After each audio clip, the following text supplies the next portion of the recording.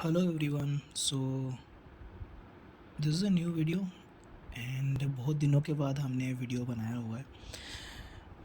इस चैनल में आप रेगुलरली वीडियो मतलब कि बहुत टाइम पहले आपने देखा होगा, लेकिन अभी हमने बहुत दिनों के बाद वीडियो बनाया हुआ है। सो आज हम बेसिकली देखेंगे कि जब भी कोई गवर्नमेंट एग्ज़ाम में आप अप्लाई करते हैं, फॉर्म फिलअप करते हैं, तो अब क्या होता है कि आपको रिक्वायरमेंट होता है कैसे इमेजेस एंड जो सिग्नेचर होते हैं उनको प्रॉपर साइज़ में डालना। आपको प्रॉपर इंस्ट्रक्शन लिखे होते हैं वहाँ पर, जैसे कि कितने हाइट में मतलब कि इमेज हमारा रहना चाहिए, कितने पिक्सल हाइट में, कितने विड्थ में रहना चाहिए, और बेसिकली कितने एमबी या फिर कितने केबी के आसपास रहना चाहिए। वो सब चीज़ें वहाँ पर लिखे होते हैं। सिमिलरली सिग्नेचर के लिए भी वो चीज़ें लिखे होते हैं, ये हमको पता है एग्जैक्टली, राइट। बस उसी चीज़ को आपको सबसे पहले क्या करना होता है कि हर पर्टिकुलर एग्ज़ाम में आपको पहले पढ़ना पड़ता है कि पूरा हमारा जो इमेज है, सिनेरियोस है, वो कैसे अपलोड करना चाहिए। तो इसी बात का जो सॉल्यूशन है बेसिकली आज के वीडियो में हम डिस्कस करने वाले हैं, और मैं आपको बताने वाला हूँ उसका तरीका कि कैसे हम करेंगे करके। तो पहले हम क्या करेंगे कि हमारे इमेजेस को कैसे हम प्रॉपर रीसाइज़ कर सकते हैं, उनको हम देखेंगे। तो कुछ इमेजेस जो कि है मैंने डाउनलोड किया हुआ है। मेरे पास कुछ इमेजेस हैं जो कि मैंने एआई से जनरेट करके डाउनलोड किया हुआ है। तो कॉपीराइट या फिर कुछ नहीं आ सकते। और सबसे पहली बात, जब आप कोई भी इमेज चूज़ कर रहे हैं, जैसे कि आप पासपोर्ट साइज़ फ़ोटो के लिए चूज़ कर रहे हैं, तो आपको राइट इमेज चूज़ करना बहुत ज़रूरी है। जैसे कि अगर आप कोई भी जॉब के लिए अप्लाई कर रहे हैं, तो ऐसा इमेज ना हो कि जिसमें आप बहुत डिज़ाइन कपड़े या फिर बहुत स्टाइल वगैरह को यूज़ कर रहे हैं। ऐसा चीज़ें ज़्यादातर एग्ज़ाम्स में अलाउ नहीं होते हैं। तो आपको एक प्रोफ़ेशनल डिसेंट जैसे कि ये या फिर इस तरीके से कुछ डिसेंट सा इमेज आपको चूज़ करना पड़ेगा, ठीक है। तो हम ये जो लास्ट वाला इमेज है उसको हम लेते हैं, ओपन विथ इमेज पेंट करेंगे, क्योंकि उसी से हम पहले रिसाइज़ करेंगे। तो सबसे पहले मैं सिलेक्ट टूल जो हमारा है एग्जैक्टली आपको टॉप लेफ्ट में दिख रहा होगा, मैं उस सिलेक्ट टूल में क्लिक करूँगा और एक प्रॉपर सा सिलेक्शन ले जाऊँगा, ठीक है। सिलेक्शन ज़रूरी इसीलिए है क्योंकि हम जो एक्स्ट्रा ऑब्जेक्ट्स हैं उनको हम क्रॉप कर देंगे। तो सिलेक्ट करने के बाद आपको क्रॉप में क्लिक करना है और जो एक्स्ट्रा चीज़ें हैं वो बेसिकली रिमूव हो जाएंगे, ठीक है। मैं एक बार उसको सेव करता हूँ, हर चेंजेस के बाद मैं सेव करता हूँ क्योंकि मिस ना हो जाए, डिलीट ना हो जाए, इसीलिए आप चाहे तो एक कॉपी बना के ये सब कर सकते हैं, ठीक है। मान लीजिए अगर आपके इमेज में ऊपर का या फिर किसी को करना है तो फ्लिप करके अगर आप उसको क्रॉप करते हैं तो थोड़ा ज़्यादा अच्छा रहता है, ठीक है, क्योंकि इमेज पेंट में हमारा फ्लिप का सिनेरियो है। तो ज़्यादातर मैं उसको यूज़ करता हूँ क्योंकि इसको यूज़ करने से क्या होता है कि हम एक प्रॉपर एक्यूरेसी के साथ इसको कर सकते हैं। तो अगर आप नीचे देखेंगे तो इस पर्टिकुलर इमेज का जो डायमेंशन है वो यहाँ पर नीचे आ रहा है एग्जैक्टली। आप जो टाइम ही आप उसका स्पेसिफिक रेशियो डाल सकते हैं, या फिर आपका जो भी रेशियो चाहिए, जैसे कि यहाँ पर हमारा हाइट में कुछ पिक्सेल्स लिखे हैं, विड्थ में कुछ पिक्सेल्स लिखे हैं, तो उसी को ही हम अगर करना चाहें तो हम क्या कर सकते हैं कि हमें सिर्फ हमारा जो इमेज है उसको ओपन करके जो भी करना था करके हमें जाना है यहाँ पर पिक्सेल्स में ऊपर। एस्पेक्ट रेशियो को आपको ऑफ करना पड़ेगा, नहीं तो फिर क्या होता है कि उसको वो ऑटोमेटिकली हाइट से विड्थ, विड्थ से हाइट ले जाता है। तो हम यहाँ पर विड्थ डाल देंगे जो हमारा रिक्वायरमेंट था, वैसे ही हम विड्थ भी डाल देंगे जैसे हमारा रिक्वायरमेंट था। आपको प्रॉपर रिक्वायरमेंट के हिसाब से डालना है। कभी कभार आपको ऐसे पिक्सेलेट फॉर्मेट में दिखा सकते हैं, तो आप इसको चाहे तो क्लियर वगैरह कर सकते हैं, ठीक है। या फिर जैसे मैंने आपको बताया, क्रॉपिंग करने के टाइम ही आप चाहे तो प्रॉपरली रीसाइज फॉर्मेट में क्रॉप कर सकते हैं। ये आपके ऊपर मतलब कि डिपेंड करता है कि आप इसको कैसे करते हैं, ठीक है।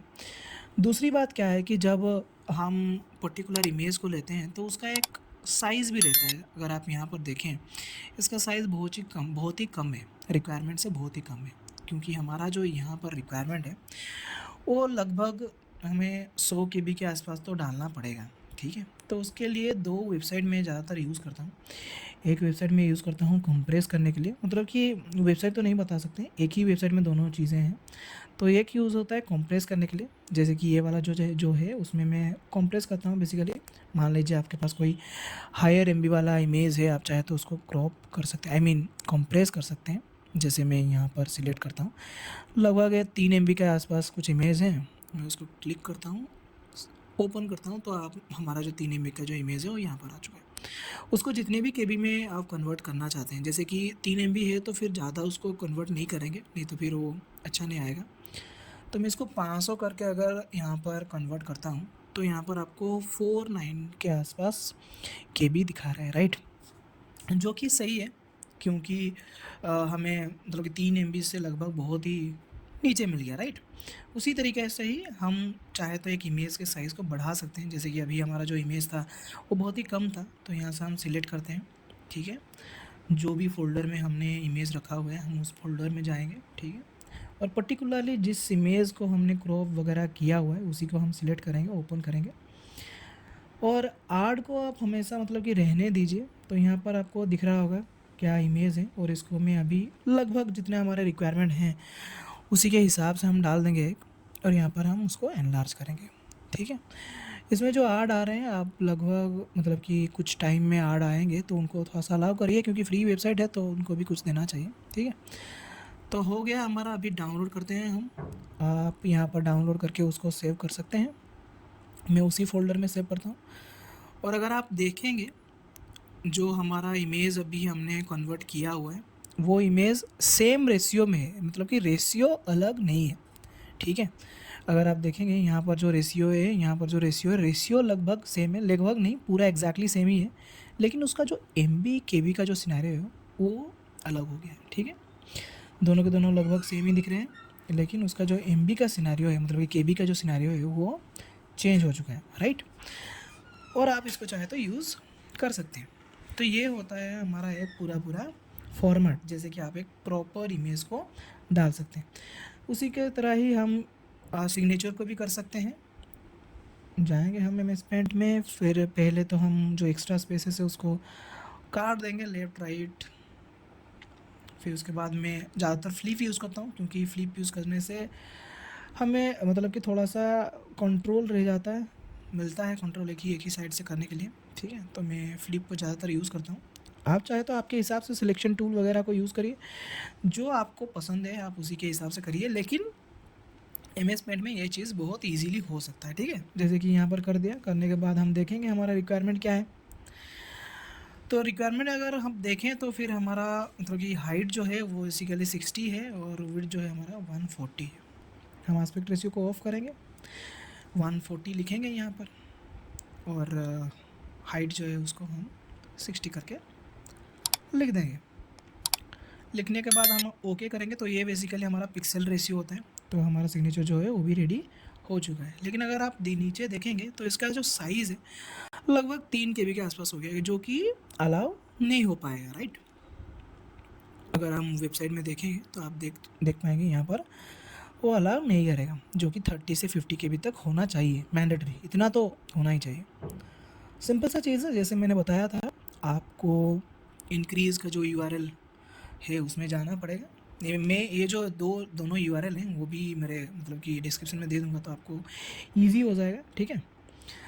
यहाँ पर हम डाल देंगे हमारा जो भी साइज़ हमें रिक्वायरमेंट है उसको डाल देंगे, ठीक है? डालने के बाद हम इसको एनलार्ज करेंगे। तो यूआरएल मैं आपको दे दूँगा, तो आपके लिए बहुत ईज़ी हो जाएगा, आप बहुत ईज़िली इसको कर सकते हैं लैपटॉप में या फिर पीसी में, जिसमें भी आपका सही से हैंडसेट हो आप वहाँ से कर सकते हैं। मैं यहाँ पर उसको डाउनलोड करता हूँ और ये हमारा डाउनलोड होके आ गया है। सेम ही है डायमेंशन, अगर आप चेक करेंगे तो सेम ही है, लेकिन प्रॉपर डायमेंशन प्रॉपर साइज़ में आ चुका है, राइट? तो ये दोनों को हम अभी कोई भी गवर्नमेंट हो मतलब कि जहाँ पर रिक्वायरमेंट है इसका, हम उसको यूज़ कर सकते हैं। और एक तीसरी बात ये होता है कि कभी कभार कोई गवर्नमेंट एग्ज़ाम्स में क्या होता है कि आपको बैकग्राउंड एक स्पेसिफिक होना चाहिए, और आपका ड्रेसिंग सेंस एक प्रॉपर होना चाहिए, इस तरीके से कुछ सिनेरियोज़ रहते हैं, ठीक है? तो मैं आपको एक वे भी बता देता हूँ कैसे आप इजीली जिसको आपने रिसाइज़ किया उसी का बैकग्राउंड कैसे चेंज करेंगे। तो एक पॉपुलर वेबसाइट है हमारा remove.bg करके वहाँ पर आपको अपलोड करना है। आपका जो भी इमेज है आपको सिलेक्ट करके अपलोड करना है, और जब भी आप अपलोड करेंगे वो खुद ब खुद ही बैक साइड से आपका जो बैकग्राउंड है वो चेंज हो जाएगा, ठीक है।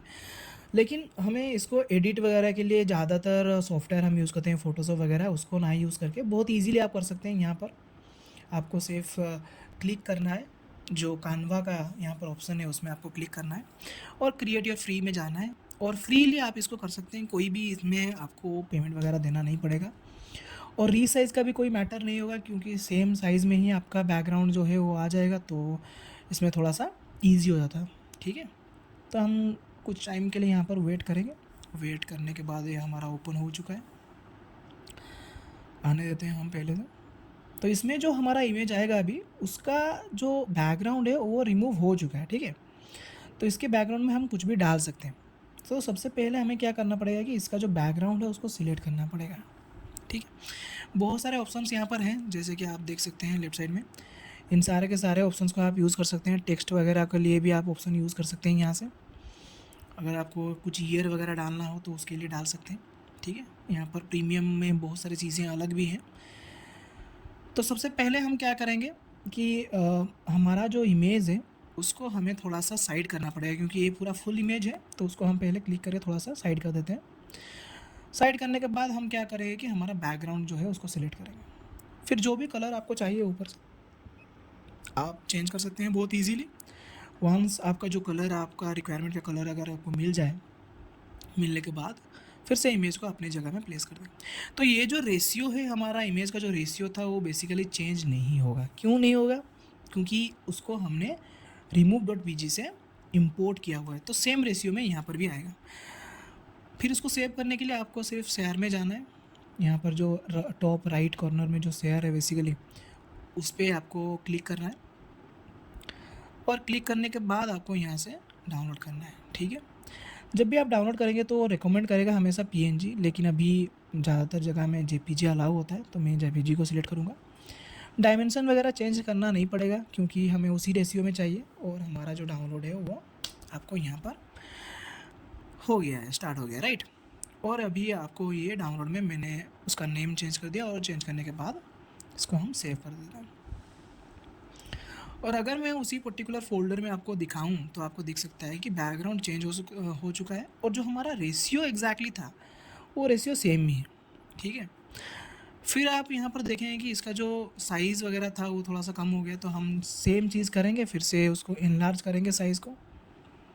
जाके हमारा जितना रिक्वायरमेंट है हम उसको डालेंगे, डालने के बाद उसको इनलार्ज करेंगे, तो हमारा जो इमेज का साइज़ है वो बेसिकली सेम साइज़ में फिर से आ जाएगा। तो ये पूरा मोटा मोटा सिनेरियो है, और इसी तरीके से ही हम एक प्रॉपर वे में जो हमारा इमेजेस वगैरह हैं उनको यूज़ कर सकते हैं, सही से क्रॉप वगैरह कर सकते हैं, सब कुछ सही से कर सकते हैं।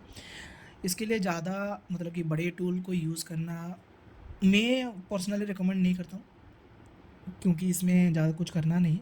लेकिन ऐसा नहीं है कि वो बड़े टूल जो हैं वो यूज़ करना ही नहीं है।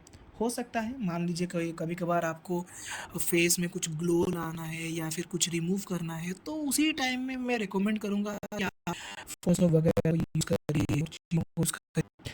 लेकिन ऐसे सिंपल सिंपल चीज़ों के लिए, जैसे क्रॉप वगैरह हो गया, साइज़ वगैरह हो गया, रिसाइज़ करना, बैकग्राउंड रिमूव करना, इसके लिए आप इस तरीके से सिंपल 2-3 वेबसाइट से काम चला सकते हैं, ठीक है। तो ये हमारा हो गया आज का पूरा पूरा वीडियो। अगर आपको वीडियो अच्छा लगा हो तो फिर बने रहिए, आगे देखते हैं, हम ऐसे ही चीज़ों को आगे एक्सप्लोर करते रहेंगे। और थैंक यू हमारे साथ लास्ट तक बने रहने के लिए। Bye bye.